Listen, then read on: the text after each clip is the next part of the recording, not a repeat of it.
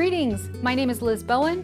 I'm the president and owner of SuccessfullyU Real Estate Training and Mentoring Services, working in conjunction with American Dream Real Estate School to provide you with a series of coaching videos. This coaching video is part of our career development series, and it's called Know Your Numbers.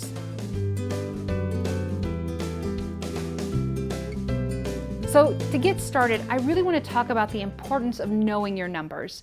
And what I mean by that is how important it is as a business owner to know what dollar amounts you're working with, what your expenses are, what your income is. I want you to know where your buyers are coming from. I want you to know where your listings are coming from. I want you to know what percentage of your business comes from buyer clients and seller clients.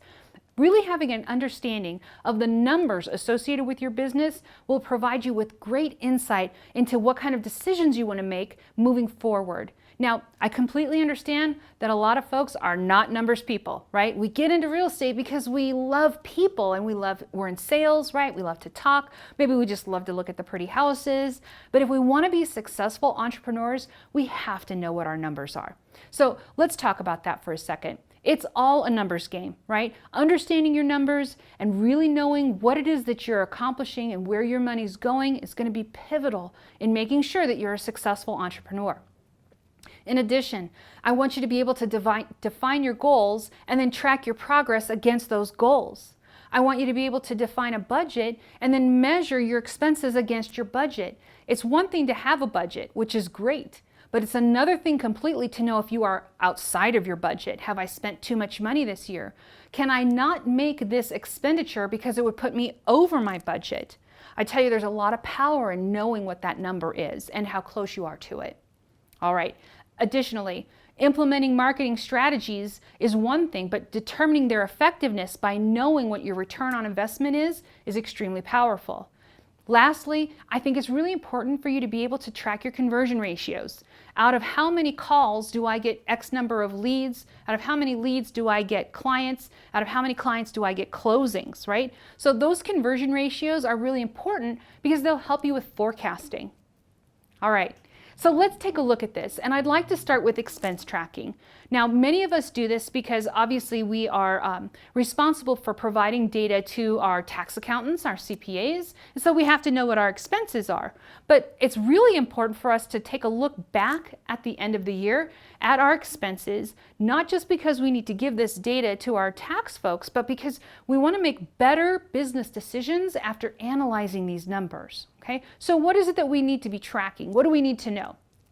First of all, I would encourage you to always talk to a professional and get their take on what it is you should be tracking in terms of expenses with your business. But I've put together a couple of quick categories and some ideas for you. So if you look on the slide, some suggested categories might be advertising, office expenses or office supplies, fees and licensing that you have to pay, maybe some overhead costs, tracking meals and entertainment, telephone and communication costs, your car insurance or anything that deals with your automobile. Right? These are all really important expense categories. But again, I want you to talk to a CPA or to a tax professional to get their take on other categories that you might want to be tracking in terms of expenses. All right. I'd like to give you a second to consider this. So if you could please grab the worksheet that goes along with this video and look at question number 1. It says identify 5 expense categories. I'm going to go ahead and give you 1 minute to do that.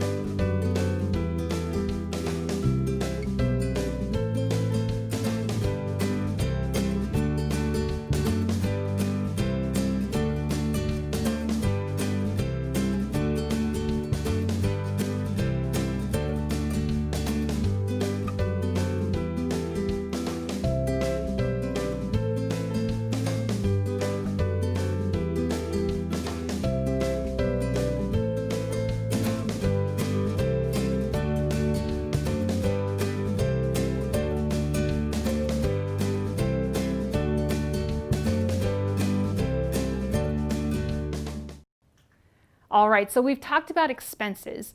The next thing I'd like to discuss with you is tracking your income. But in this situation, I want you to look at the difference between volume and units. Okay, so we're defining volume as basically the dollar value that's associated with a transaction. We're looking at units as the number of transactions that you're closing. So I'm going to encourage you to track both of those numbers. Okay? Now, the categories that you have are going to also give you even more detailed information. So consider what kinds of business you do. So I've provided a sample for you here on the slide. And what we have is a way to track the different properties that you've sold. And then we're encouraging you to categorize those based on the kinds of business that you do. So I have residential, and then land, and then commercial.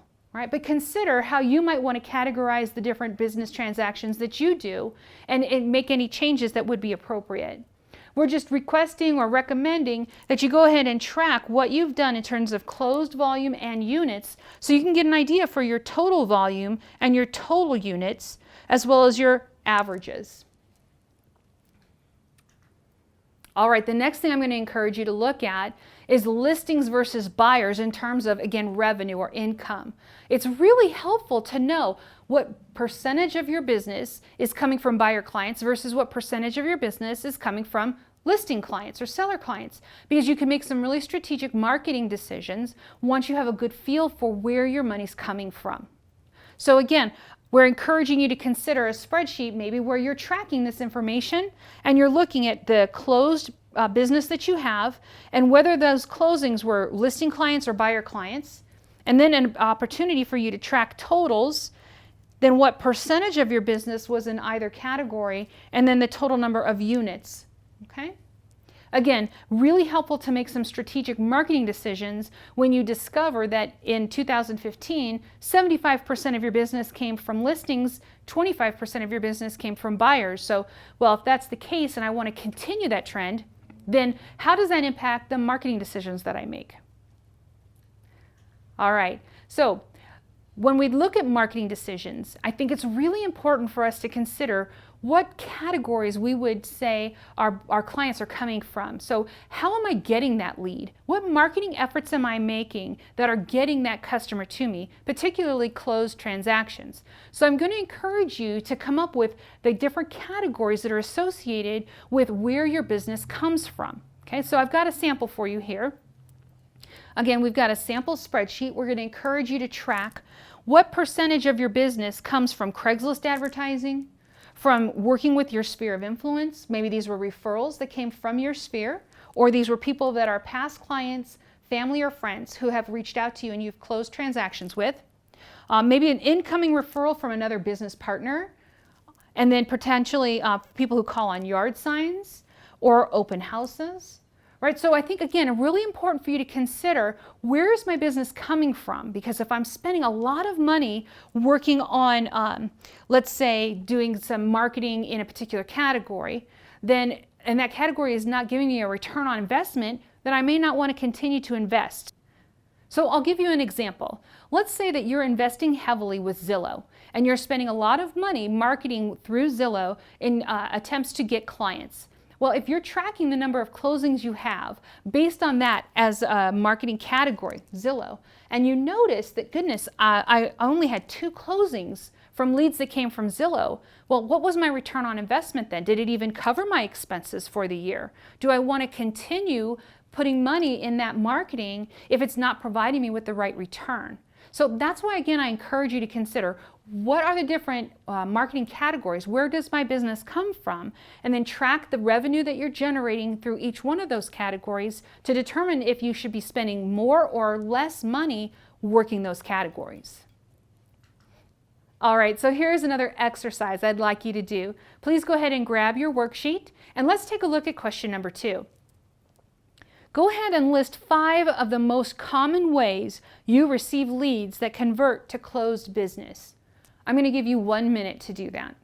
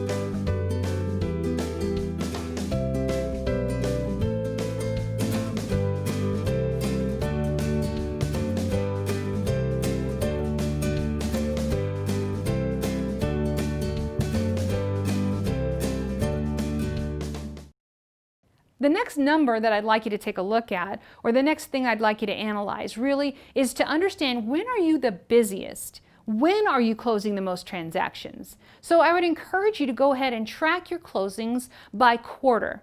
So I've got a sample for you here, a potential spreadsheet you might put together, and it basically breaks down into 4 quarters for the year, and then has a place for you to track your income. So what my goal is that you'll be able to identify when is your busy season.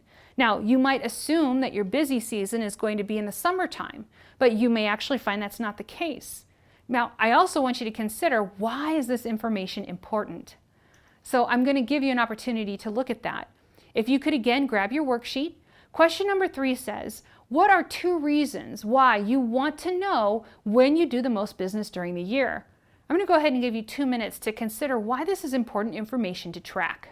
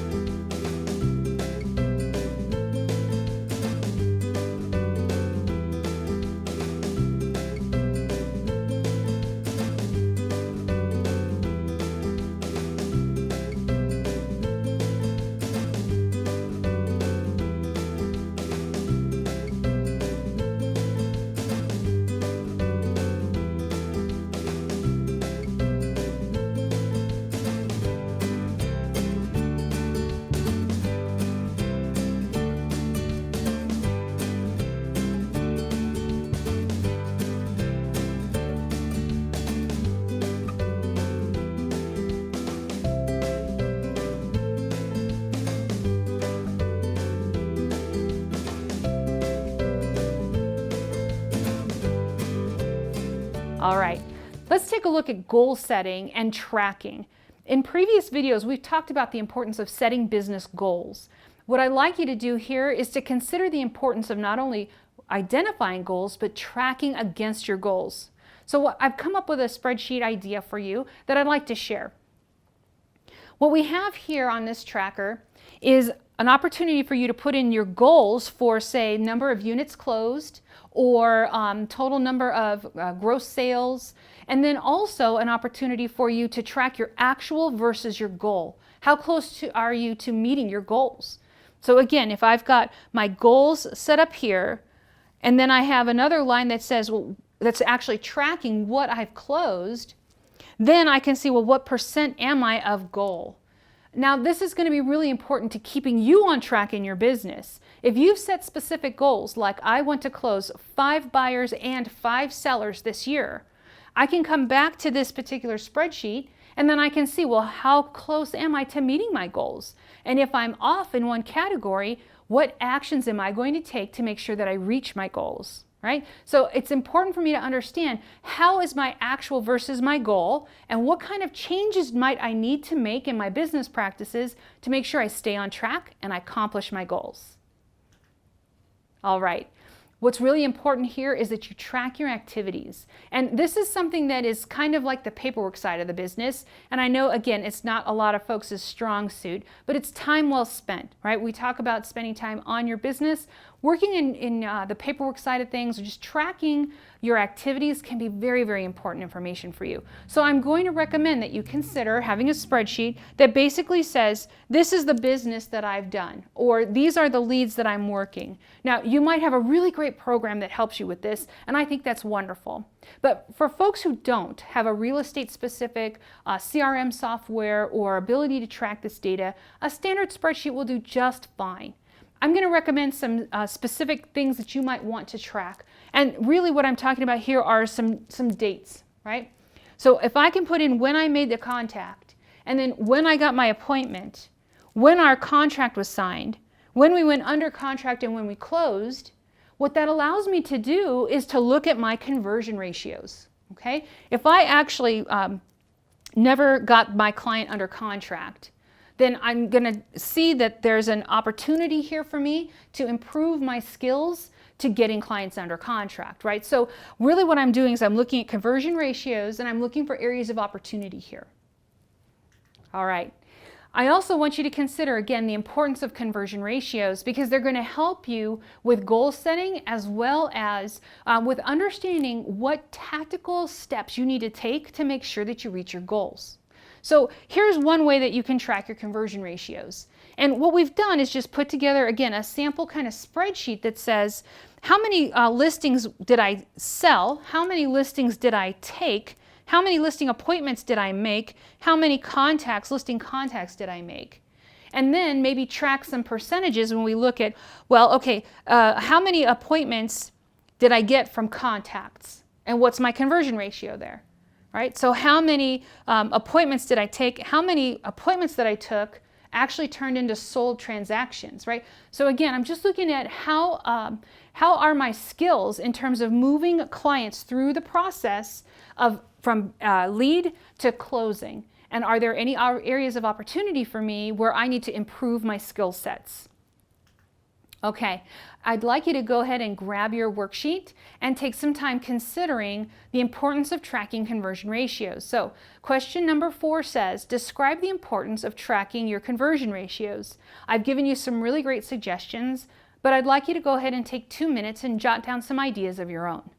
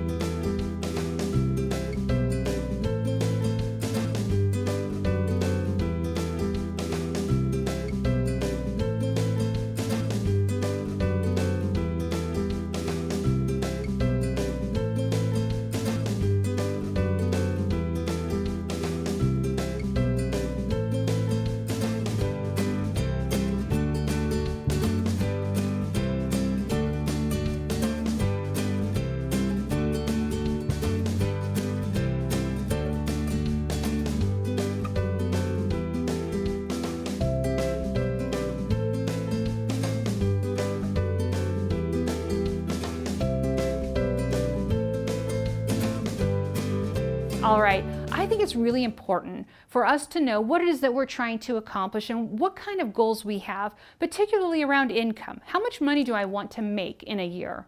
Well, I also have to keep in mind that there are a lot of considerations that go into that. So I've got a spreadsheet here with some suggestions that I'm going to encourage you to consider. First of all, what is my desired commission income? Now, that should be a net number, not a gross number. Okay, and here's why. Because when I look at the fact that I want to net $60,000, then I have to consider, well, I'm going to be probably expecting that 33% of my income, I'm going to need to invest back into my business as business expenses. So I need to make an additional 30% so that I net the 60,000.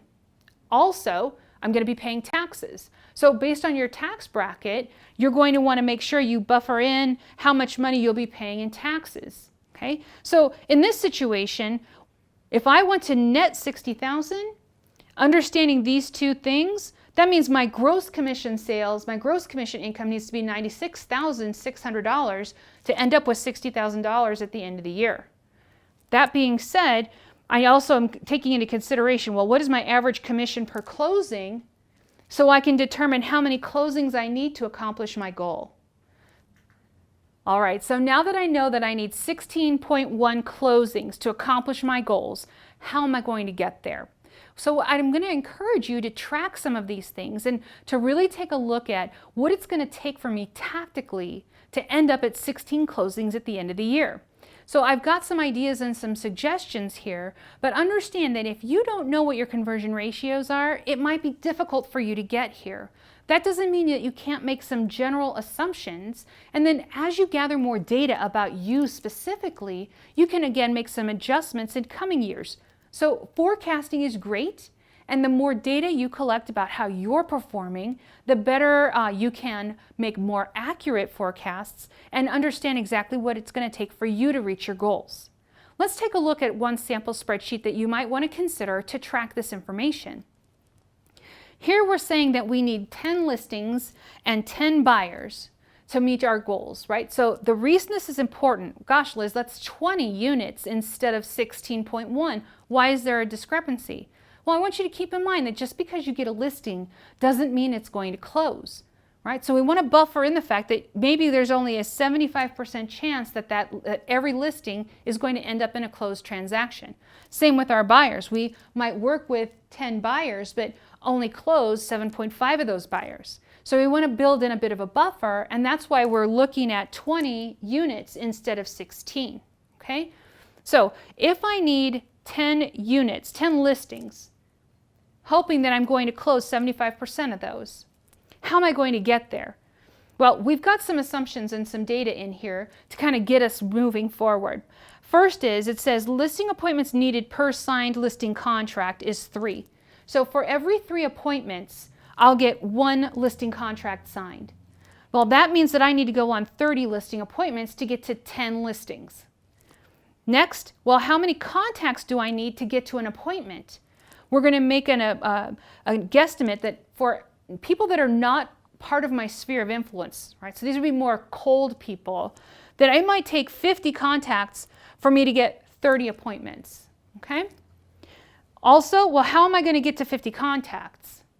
We're going to say, well, the number of weekly contacts that you need is 29. 29 weekly contacts should get you to 50 listing contacts.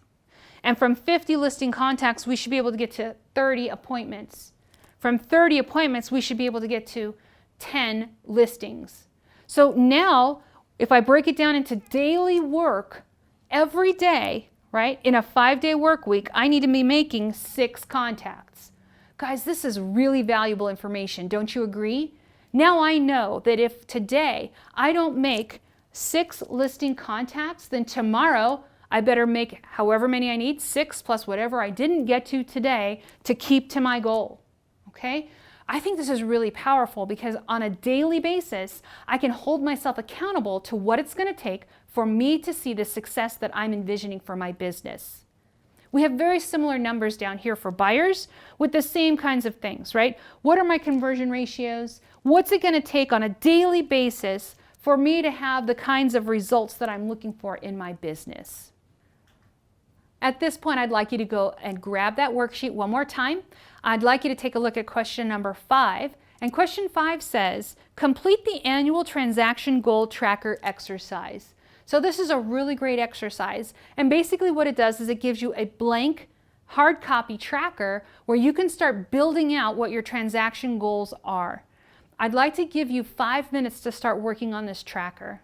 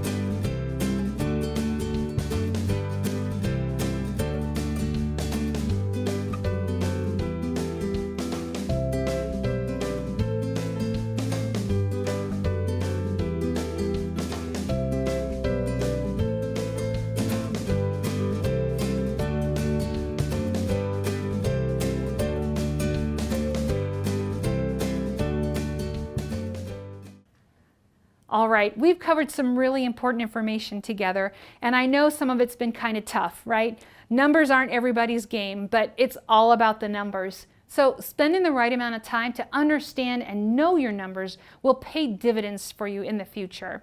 Please take some time to finish out all of the different questions on the worksheet for this particular video. I know we've given you a really good head start, but if you didn't get a chance to finish any one of the questions, I really strongly encourage you to go back and complete the worksheet. And as always, if you have any questions or if you'd like some one-on-one or group coaching around this topic, please give us a call at SuccessfullyU.